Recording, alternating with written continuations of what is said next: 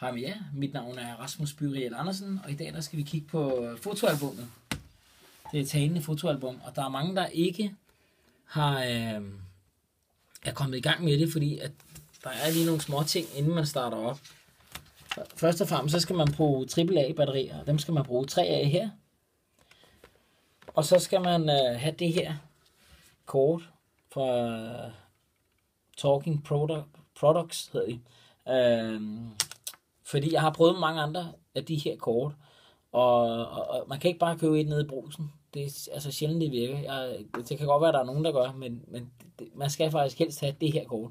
Og det ved jeg, der har fulgt med sammen med alle de her album, så alle husene må have det et eller andet sted. Nå, den skal ind og sidde herinde. Så trykker man ind. Klik, siger den så. Og så skruer man på her. Så skal vi lige have den på en der. Bum. Og en lille skruetrækker, fordi det er nogle meget små skruer, man sidder og bikser med. Og så også i den anden her. Lige med at få dem ind i rigtigt, sådan der. Og så skal vi have den rundt der. Og når vi så har sat den på, så er vi i gang. Herovre, der sidder tænd slukknappen. Så når man trykker den over på her, så lyser den her foran.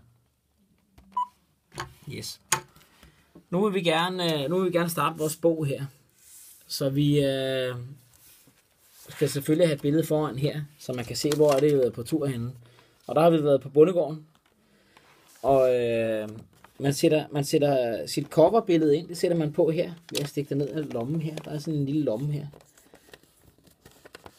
Og når den så sidder nogenlunde, så har du det talende fotoalbum.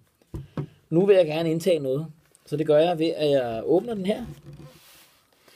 Og så trykker jeg record ned, samtidig med at jeg trykker den her ned. Så jeg trykker den her ned, og så her. Og så optager jeg et eller andet spændende om den her ko, som der er på billedet. Og det var Maries solbriller, vi fandt og sat på koen. Og så giver man slip på dem begge to. Og når man så trykker, og så optager jeg et eller andet spændende om den her ko. Man trykker den en gang mere, hvis man lige vil afslutte den. Så går man over på den næste side, og der har vi jo fundet grisen, og der gør vi det samme ved at holde record nede, samtidig med knappen herover. Man skal lige holde record nede først, og så den her. Og så fandt vi en gris. Nej, nu skal vi se. Og så fandt vi en gris ude på marken, og den havde røde gummistøvler på.